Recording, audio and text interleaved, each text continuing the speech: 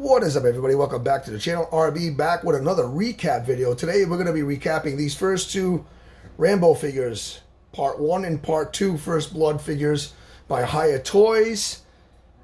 Worthy pickups? Let's roll that intro and find out.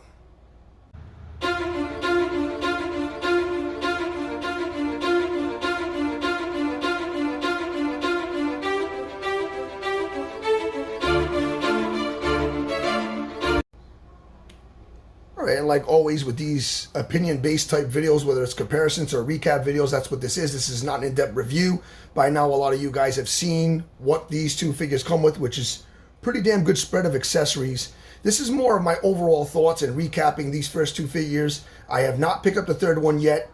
Most likely I will be. There's more good than bad, but I want to get into the bad. Well, not bad, but suspect decisions by Hiya Toys on these figures.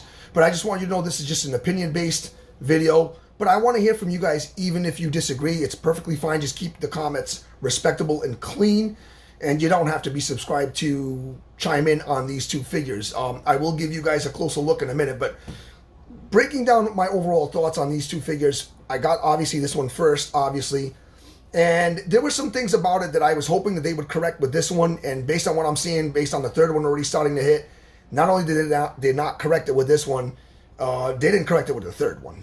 So overall, I think both these figures are good. The value is high. It is there. You get a good amount of accessories, interchangeability. I've heard some people complaining about some of the eyes being wonky. It might be the case. It hasn't been with these two copies that I've gotten for myself. All three head sculpts on both figures have been good. The eyes have been painted on straight and not wonky at all. But the biggest thing, I mean, I've seen a lot of people complaining about switching out the hands, and I will concur with that it is a little scary of it's a scary process, to be honest with you. I know people say if you heat up the hands, it'll go on quicker. I also concur with that, but at the end of the day, just the ball peg here, like when you're trying to take the hands off that come on, sometimes they come off the forearms. Easy enough, better than them breaking. You can just pop them back into the forearm. I just think Hiya Toys can do a better job with the hands and making them a little bit more pliable, so that way you don't necessarily have to heat up the hands. But that is not even my biggest gripe with these figures. And again, I want to make clear, I think both these figures are really good at their respective price point and in and around their scale in terms of likeness.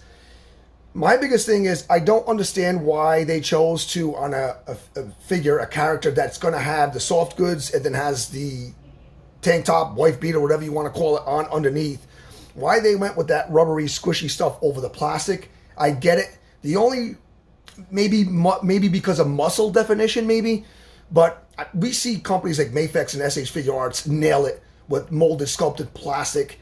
The only thing that you're going to get really more is a seamless look on the neck. Other than that, he's got soft goods on.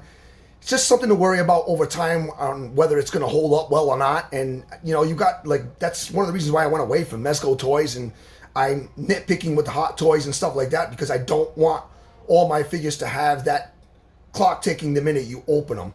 So I'm not really crazy about that. The biggest thing is the boots.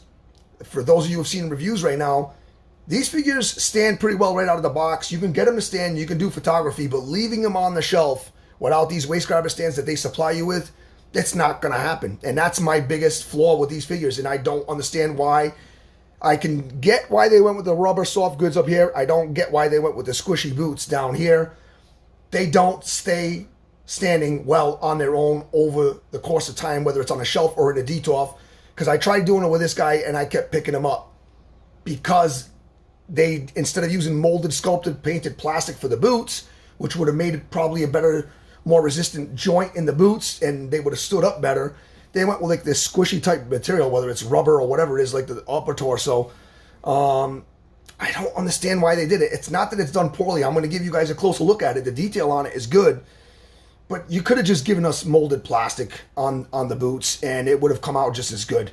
But I'm going to stop the camera right now and I'm going to get you guys a closer look at these and continue my thoughts. Back in a minute. All right, so giving you a closer look. Again, the detail on the boots is really good. But again, it's this squishy type material, and you can get them to stand real easy out of the package, but they fall over just as easy. There is the seamless neck there. Likeness is really good on that, on this part 2 First Blood Rambo figure. Looking at the part 1, again, the soft goods done nicely. The tailoring is done nicely. I'm not quite sure which likeness is better. That one? Or that one? You guys let me know in the comment section below which one has the better likeness. I'm kind of leaning towards this one right here. But both are really good. The squishy stuff in the upper torso, the arms are completely independent of that, so you can articulate the arms. That's not going to be a problem. They look really good. I'm a sucker for Rambo, so I'm probably going to be picking up the third one. Just the boots, man. Why not molded plastic? Wrapping up this recap video, I want to hear from you guys which one of these two you prefer. I don't know. I'm kind of leaning on the likeness being better on the second one as opposed to the first. Not that the likeness was bad on that one.